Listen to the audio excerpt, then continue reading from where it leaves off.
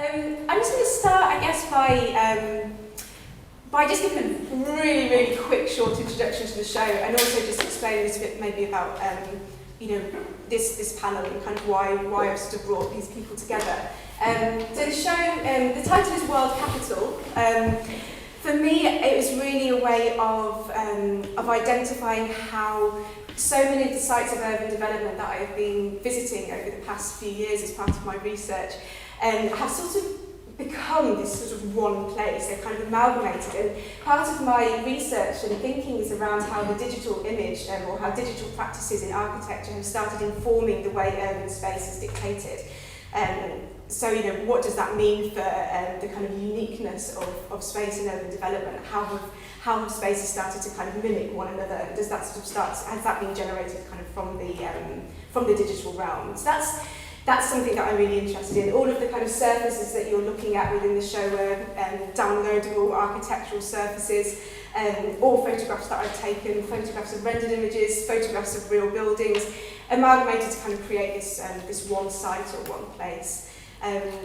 You might notice the water and the kind of reflective qualities as well. I've been thinking a lot about how urban or physical urban space has been reflected in digital and vice versa. So these kind of reflections become a metaphor for that. But also thinking about locating this work with a particular site. So we're on London City Island, a sort of site of urban development which quite literally is surrounded by a moat of water. It's also a site that flooded many years ago and was nicknamed Bob Island at one point. It's kind of swampy. So what does it really mean to build a development like that in this site, in this history? Anyway, I feel like I'm talking loads, so I'm going to sort of stop. But I brought the panel together probably quite selfishly because the three of them have all been really influential in my research and thinking, particularly in thinking about how the physical might manifest from digital space in relation to architecture. So I think we're just going to start by perhaps just by each of the panelists just saying a couple of things about their research or perhaps their sort of thinking or thinking about how their relevance to this show or kind of these ideas, just in brief. So maybe we'll start with Clare. Yes, well, thank you very much, Felicity, for inviting me and all of us here. And I think the first thing to mention is that the three of us are quite networked already through this work. So I originally worked with Monica on a research project looking at CGIs along with Gillian Rose. And really the point of that research project, which I think Felicity talks about quite a bit in here, was to understand the role that CGIs play, not just in marketing architectural developments, but actually in producing architecture in different places. And we ended up working in the context of Doha in Qatar, which is a very rapidly transforming city, still is working towards the FIFA World Cup in a few years' time. So it was a really great opportunity for me as a research associate at that time. I was following the production of the CGIs for a big project in the centre of Doha, Musharraf downtown, spending time in the architects and visualisers offices here in the UK primarily, and then going out to Doha and seeing how these designs were translating through the medium of the visualizations into the real-life context and very different kind of cultural context of Doha. And so really, that became the basis for quite a lot of work that the three of us did, and then has led on to my sort of continued investigation, not so much of CGIs as a medium, but really the tools and processes that produce large-scale urban developments in different locations. And I suppose one of the key points that Felicity is making with this installation, and that we're probably all quite aware of, is that there is a certain homogeneity that is resulting from the use of this technology as a design and visualization tool. So you can literally see bits of London translated to Doha in material form, bits of the King's Cross development, for example, through this networking of expertise and digital technology that then takes material form in these different locations. So I think understanding those processes is really important for us all to get a better sense of what's happening to our cities, and cities both in the global north and the global south, and the kind of underlying forces behind those processes. And next we have Adam. Well, thank you very much for inviting me. It's a pleasure. I guess my kind of research began with an interest in how architectural representation and construction folded into one another through photography, through modelling and through drawing, and the idea of the architect being involved in making spaces that went on to be inhabited, which then would create more spaces, and this kind of endless unfolding of construction and representation. And it was just a point where I was driving a colleague of mine from London to Maidstone, where I kind of hit on this idea that somehow the arrival of the digital meant that everything we thought about photographic indexicality could be reversed, but we now had machines that produced objects which stimulated the production of realities. And this is where some of Clare's ideas came in, to sort of looking at the way in which images within the context of the development of Doha were very much the agents of the production of space. So I've explored those ideas basically wherever I end up in Australia, or whether I'm in the UK, or whether I'm in a university, and just sort of being very kind of concerned about being situated in a space and thinking about how I'm simultaneously in a realm of images, but also in physical space, and the strange sense of disjunction that arises from that. Okay, and Monica. Hi, I'm Monica, and basically I'm coming to CGIs and to urban redevelopment from a very cultural, sociological perspective, and I really got interested in the topic throughout my PhD through the notion of aesthetics. And I'm still dwelling on that 15 years later.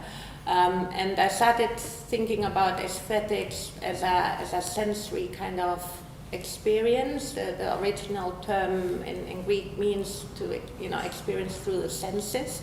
And that's how I started working with Gillian Rose on this project, by thinking about how the urban is aestheticized, through these new production of images and new technologies, digital technologies.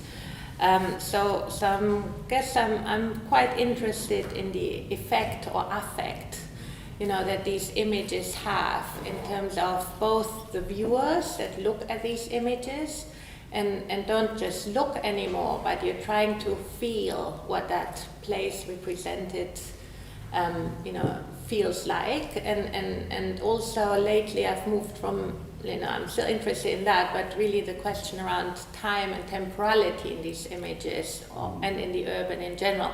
What kind of futures are they not just showing, but also how the present gets remodeled through future images that don't even exist yet in reality. And I'm really quite interested in the politics of space, both sensorially, but also temporally, and how they interact both in the virtual and in the real. And I don't think we can separate the two anymore. I think we need to look at those together. And maybe we always have, but increasingly now the digital is part of our everyday life and really intersects with what we do, how we feel, sense, smell. We are informed by those kind of symbolic images.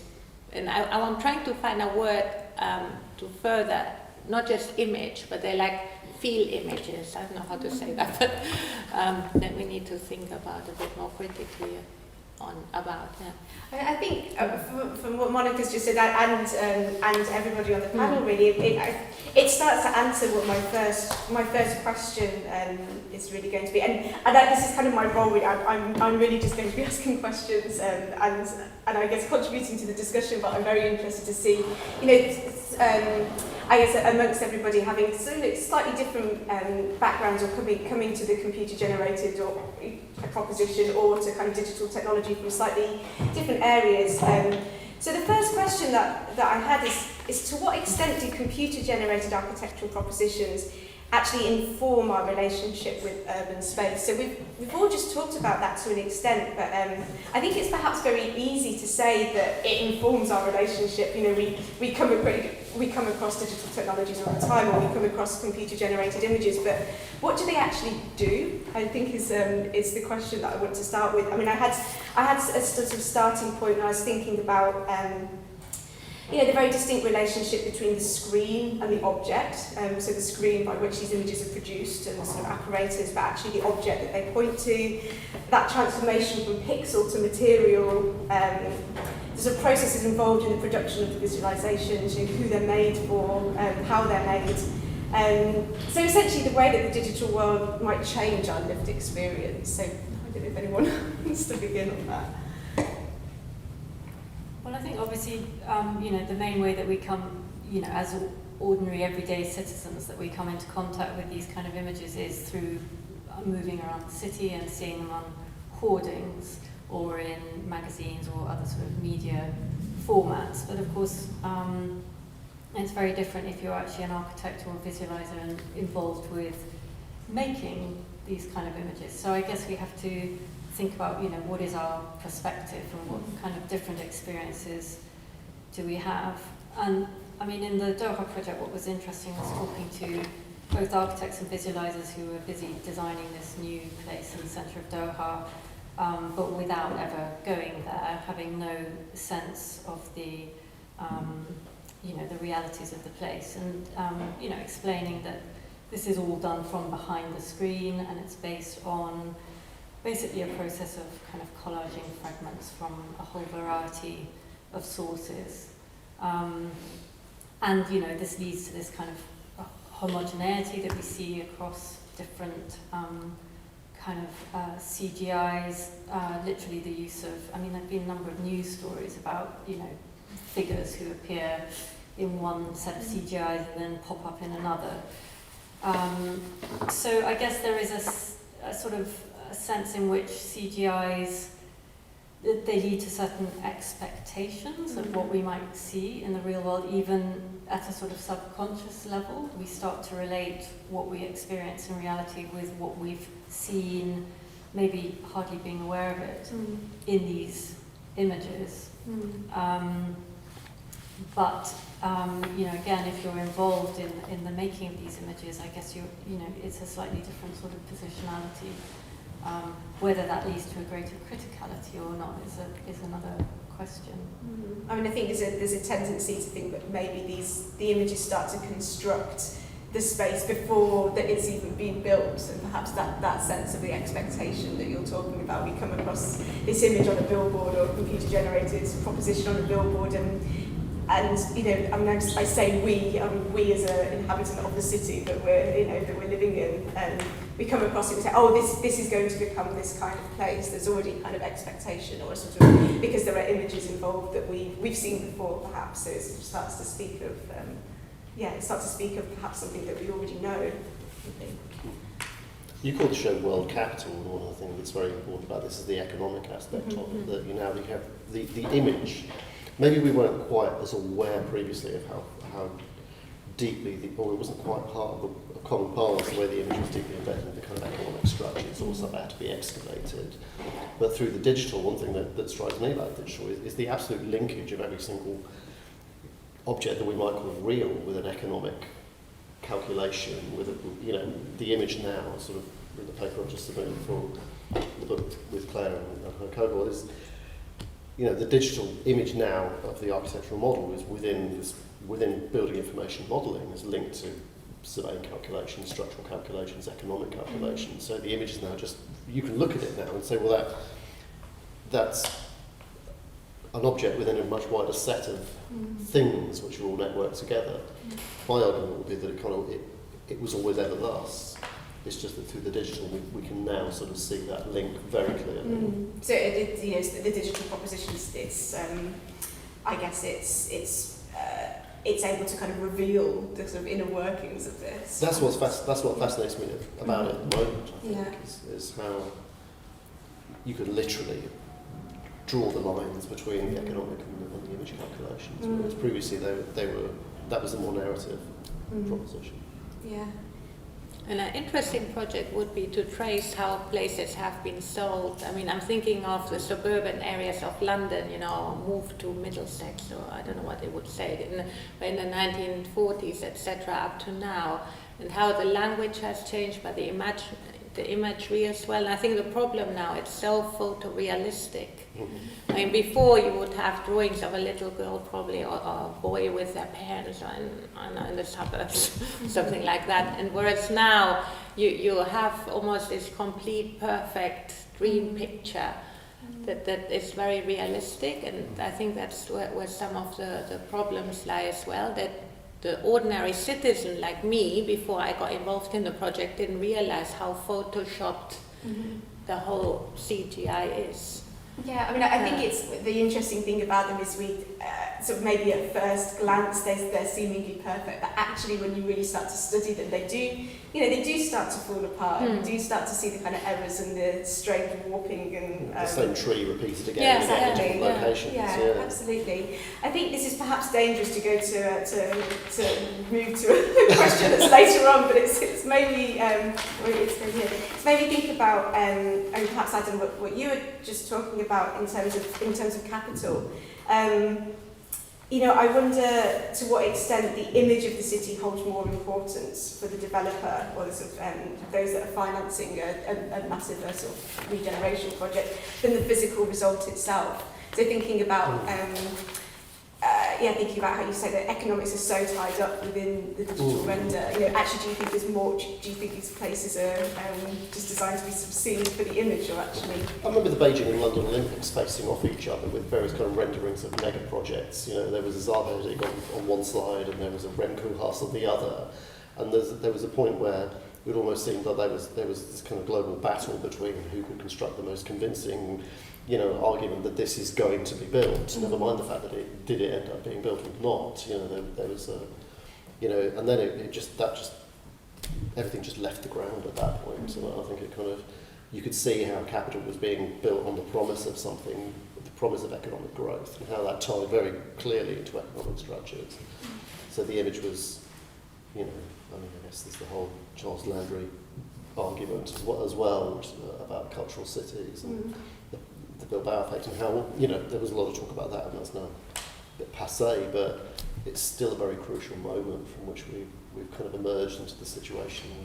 But for me, again, as an outsider to architecture, what I find interesting is who pushes these images, because the architects who interviewed actually didn't want to have they don't really like working with CGIs very often, and they prefer, especially the older generation, to hand draw things because it's it shows their craft.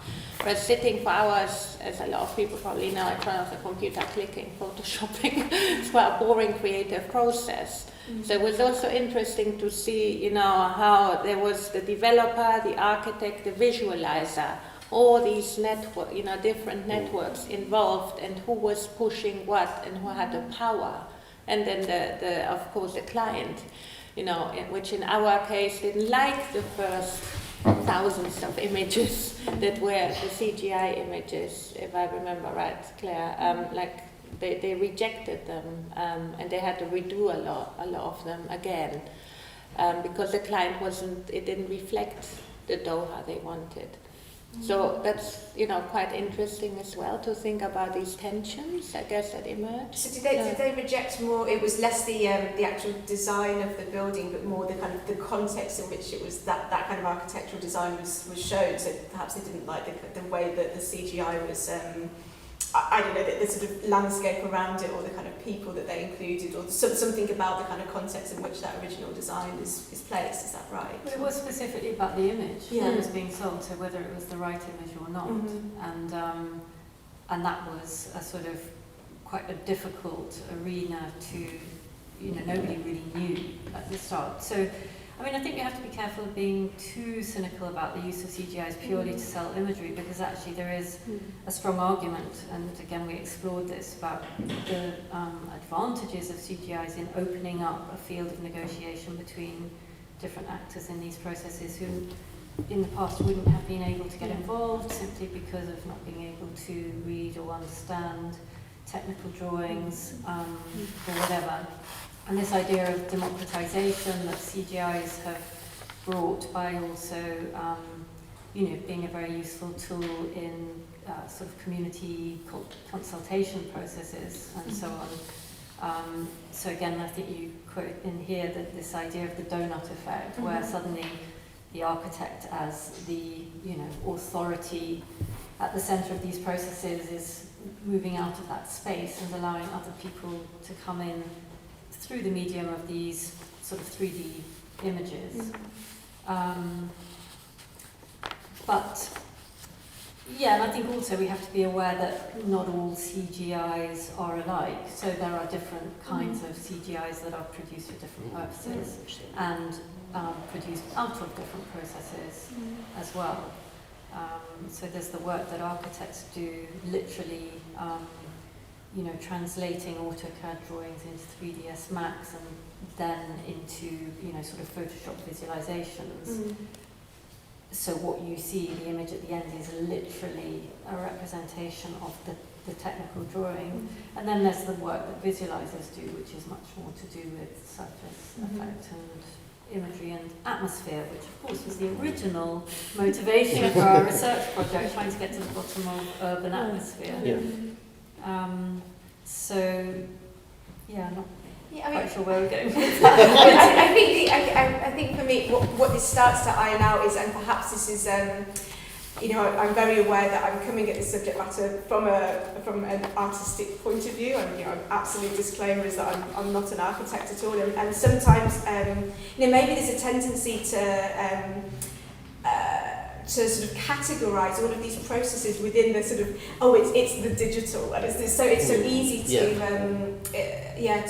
sort of talk about the dangers of the digital, or the problems that might arise from that. But of course, like you mentioned, is actually the computer generated image making is absolutely a tool of design, which is very different to the artist that creates atmosphere or uses it and starts placing people in there and making certain decisions about who inhabits this space, or what the weather is in this space, or actually are there any old people in this space, or is it actually just full of young people? What they do is open up this question of temporality, and whenever it opens up this question that you raise about temporality, it ties into a temporality of a particular social, economic and political context.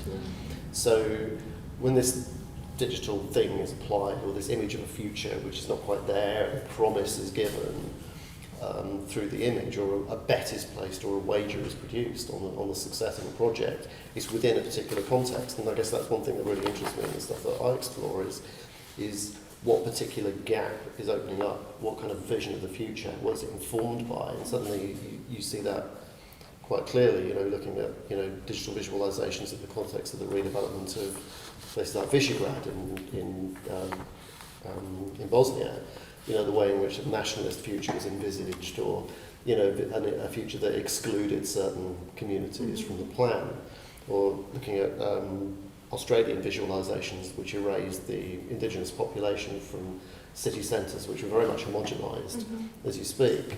So there's this dream of the digital, and yes, you can sort of be cynical about it, but really those questions which are much broader and political about what future are we envisaging and how we're going to get there, what mechanisms are we going to put in place to get there. But I think those concerns. Yeah, I mean, speaking to you as an artist, I think what's interesting about CGIs is the way in which they have no artistic credibility. So no value in that sphere of a thinking and practice, and that's quite an intriguing situation. And I mean, so it would be interesting to hear a bit more from you about why you were attracted to work with this medium. And it does also just lead me to mention the work of Max Coulson, which is represented in that Urban Lab flyer, who was an artist in residence with Urban Lab for a year, who did some quite interesting work with CGIs to produce some kind of critical commentary, which is not what we expect from CGIs. That is the one thing that CGIs never offer us.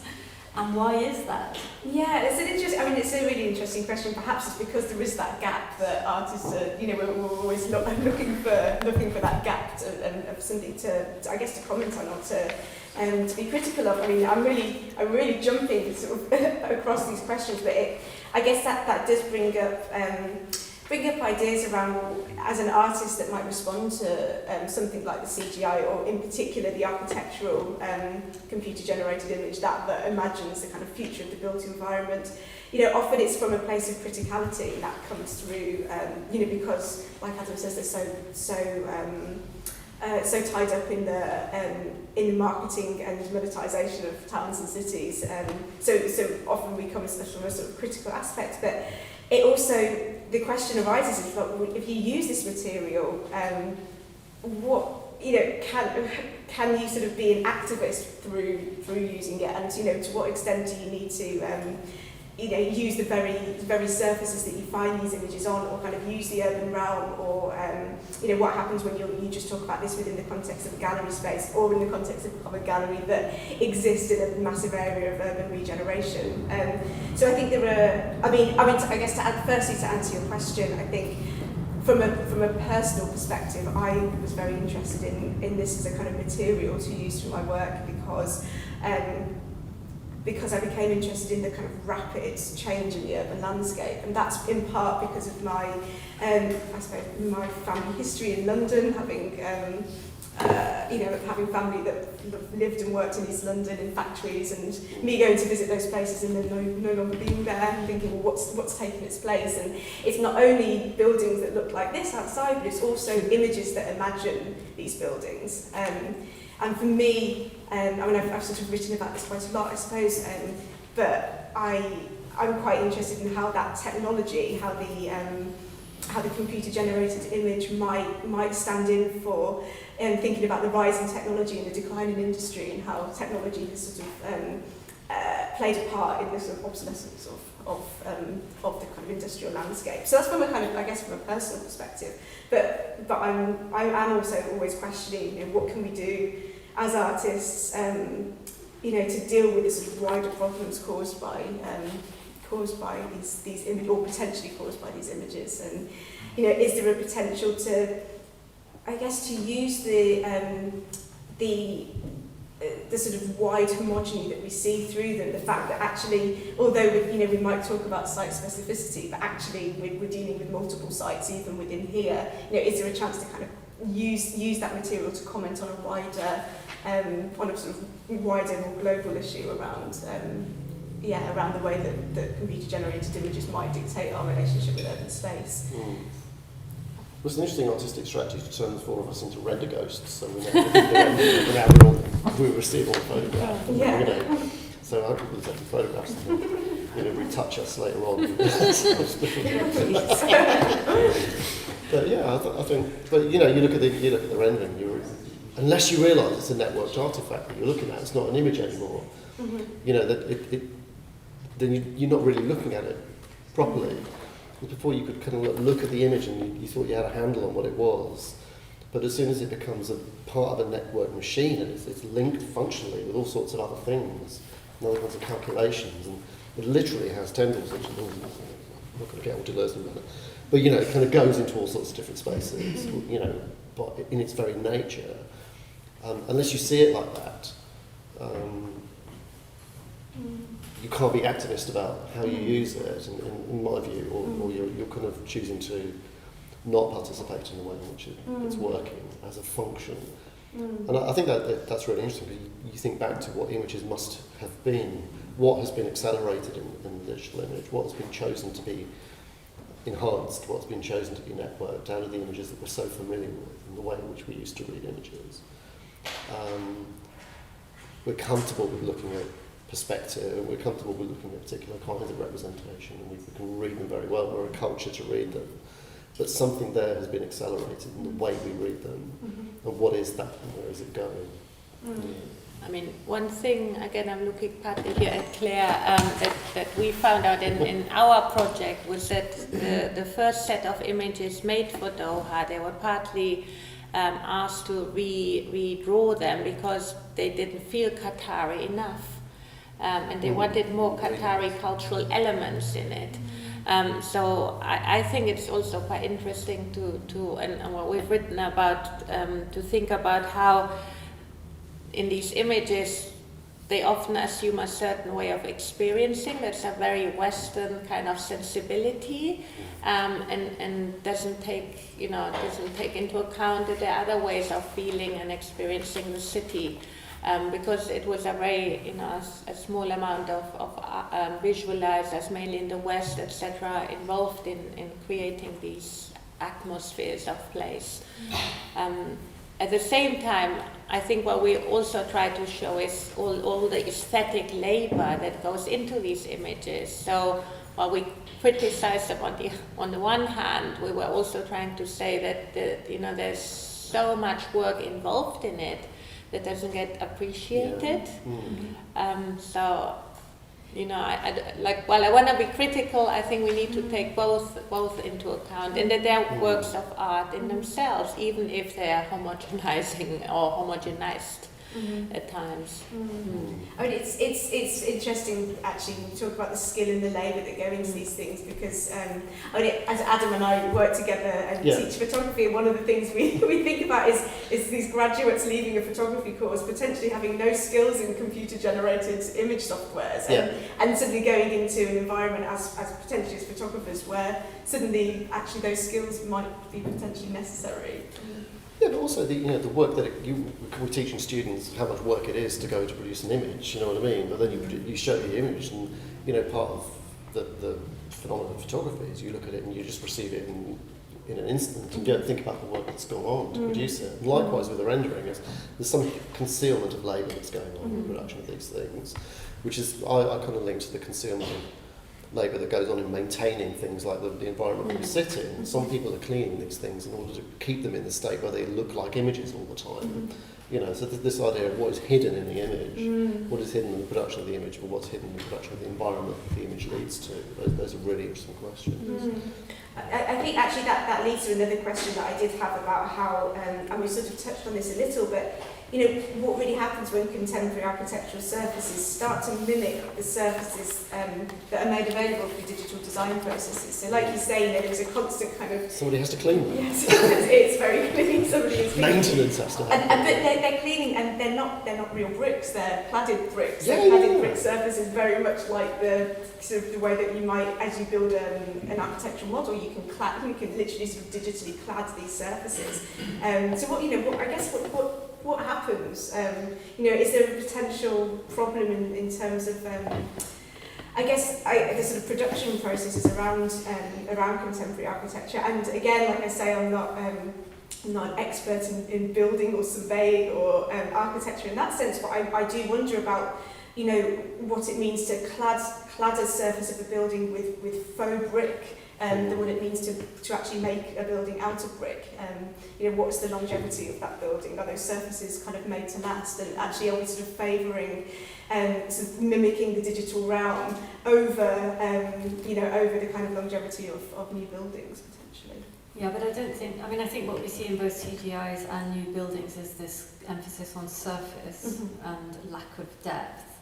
And that is not simply a result of digital technology, but it's a sort of long-term result of the industrialization of the building process itself. So we don't build buildings the way we used to do them. They are built as frames and layers and veneers. So there's a kind of interesting interaction there. One of the things that was quite interesting about doing fieldwork in Doha was that they would erect the hoardings with the CGIs on them blown up at quite a large scale, but then lay out the material elements of the landscaping for real in front of the images. So it's sort of working the other way around as well. They would plant trees and things to sort of almost bring the CGIs to life, but also in order to feed into the decision-making process about which materials to use. Just sort of, going back to this sort of surface depth issue. I think also what we were very clear about coming out of this research, and we explored in an exhibition at the Building Centre actually called Visualising Atmospheres, was the understanding that CGIs are not images as such, but interfaces. And I mean, as you've said, they sort of network all sorts of things. They act as interfaces between different bits of software, between different people working on different stages of the project, between software and hardware, etc., etc. But in the process, authorship just sort of disappears. They become this sort of amorphous, kind of anonymous piece of production, which does not bear the mark of any sort of individual kind of creative input, although some visualisers would like to maintain that they do. Well, they're posting on Argitizer about people, famous visualisers and stuff, and making names for themselves on social media. Render gods. And they tend to be, I guess the marker of the kind of somebody that is the most successful architecture visualiser is the one that can make it look the most photographic. Oh yeah, sunsets are in aerial perspective, it's really cool.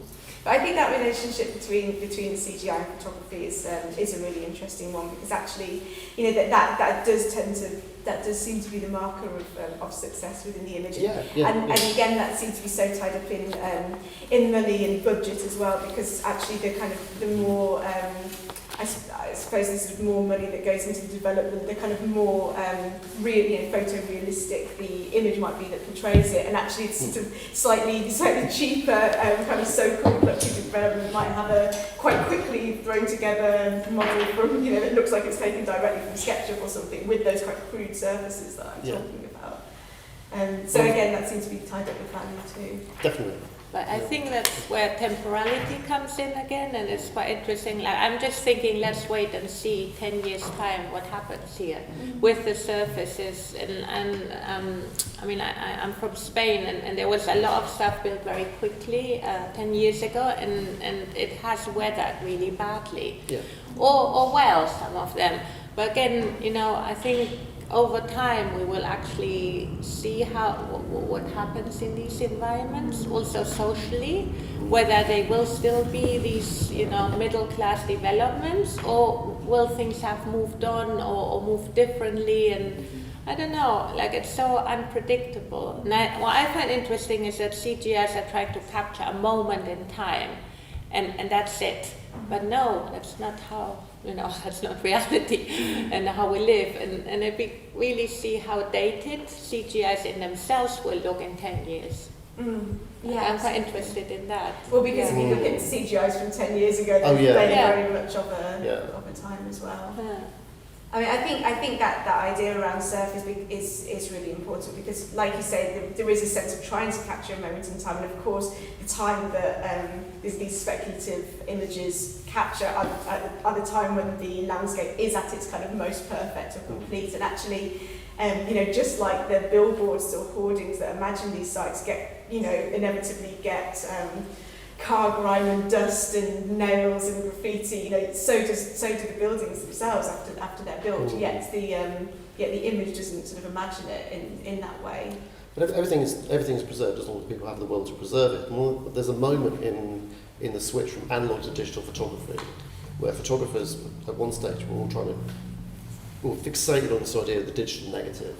So if you shot digital files, oh my God, this thing's going to disappear unless we archive it. So people were buying memory and thinking, how to sort of back things up all the time. And then there was a moment where everything kind of flipped, and people realised that as long as the thing is being copied, then it's got durability. So then we were saying, well, as long as you're constantly rewriting the file, then it's going to live. As soon as you stop, the technology becomes obsolete, the image starts to degrade, everything disappears. So whereas previously there was a model based on, keeping this thing almost like it was a negative, almost like it was a template or a mould, which is a legacy of like the analog mindset. Now it's more like as long as you keep backing up and making a new generation of it, as long as someone has the willpower to keep reproducing that image, then it's got durability. And that seems really paradoxical to me. Then it transfers into these architectures that we're within, that it's almost like what gives them their permanence now is not this solidity, durability. They're not the pyramids. It's almost that the pyramids had to be remade every generation in order to sort of last for millennia. It's a weird space. Yeah, I mean, I think sort of going back to that idea of what it might be in 10 years' time, or how, you know, that feels so tied up in the fact that like the image itself is speculative. You know, we're always sort of dealing with you know, so with, you know, although my sort of earlier question or first question sort of talked about how do these images change our relationship or inform our relationship with urban space now. It also very much sort of informs how we perceive that you know, the landscape is going to go in the direction of or become. And I think for me that's why you know, perhaps in my work or in this installation there is a sort of sense of ruin within. You know, ruin is so important within the work, and ruin, or the idea of the ruin, has been so embedded within sort of architectural representation throughout time. Sort of famous histories of architecture, you know, actually imagining their buildings in ruin because it sort of places it within a sort of romantic context. So, you know, I wonder what it would mean for, I don't know, for the director of Ballymore to sort of see aspects of the sort of development suddenly being sunken or suddenly being kind of consumed back into the landscape, and what does that mean? Because it's not necessarily a straightforward criticism of, you know, saying this is all going to sort of crumble and ruin, but actually it places it within that sort of. You just put an image in my mind of the director of Ballymore reading Albert Speer and thinking about ruin Ballymore. Yeah, brilliant. But I think this is precisely what happens, isn't it? These buildings are only built to last for 25 years. They were, you know, the idea is now that they're, you know, it's sort of disposable construction. But yet people are buying leases for longer than that, presumably. Wow. And yeah, as it keeps coming up, doesn't it? Sort of massive repair bills and so on. You see these buildings, and the kind of dark coat glass is already flaking. They've been up a year. There's these towers in Stratford, and they're built with this kind of shimmering kind of blue material to colour the glass, and it's already peeling off. The ultraviolet's wrecking it already. It hasn't been there more than 2 years. I'd like to play devil's advocate. Like, was the past so much better? I don't know, I'm asking everybody here. Because I also, one of not being an architect and thinking more about aesthetics and fashions, you know, there was a certain Georgian fashion and etc. The different architectural style Bauhaus, which is, you know, this year very popular. Didn't they replicate homogenized urban environments? Also, you know, how using similar materials, etc. Is it better because it was built for longevity? Some of them was Bauhaus, I think, wasn't really built for duration, but I don't know. So where do we stand with that? Yeah, I think it's absolutely right to bring that up, because I mean, one of the things I wanted to say was, well, actually, you know, to perhaps floor some of my own thinking and ideas. Well, surely, yeah, these issues have been around as long as the built environment has been. And yeah, but the capital's not generated from a building that just sits there. You know, capital's generated from the promise of more buildings. You know, that what the digital revolution promises, just accelerated growth endlessly. You know, the city is a permanent building site. If everything was fixed and it was finished and all the scaffolding was taken down and the cranes disappeared, the economy would fall in a hole. You know, and then there would be impermanence, and then there would be ruin, and then there would be decay. So we're stuck in this situation now, where unless we keep building, or unless we find another economic structure to base, you know, urban living on, it's just permanent race to just keep going, because, you know, and I think that can links back to the JPEG argument as well. It's not just about permanence versus impermanence, it's about endless process, and capital being developed out of process now. Mackenzie Walker fascinates me with his ideas about the vectoralist class, and the idea of, you know, there's various kind of tiers, you know, that we have simultaneously: feudalism, capitalism, and then Victorianism. So capitalism is still going on, but above that there are people who are just trading in futures, etc., and derivatives and intellectual property. But hasn't capitalism, again, devil's advocate here, also helped us to democratize access to, you know, buildings, urban realm, etc. And do maybe, like Claire said before, also CGI's helped to democratize that process of being involved in I don't know, opinions about how the city is being built? I think this is a very vexed space to ask that question. Oh. I was sort of prepared for this by reading Sue Brownhill's, what was it, the redevelopment of Docklands, a planning disaster, and that's from 1990. And it looked at all the economic and development and political and legal groundwork that went into the clearing of Docklands.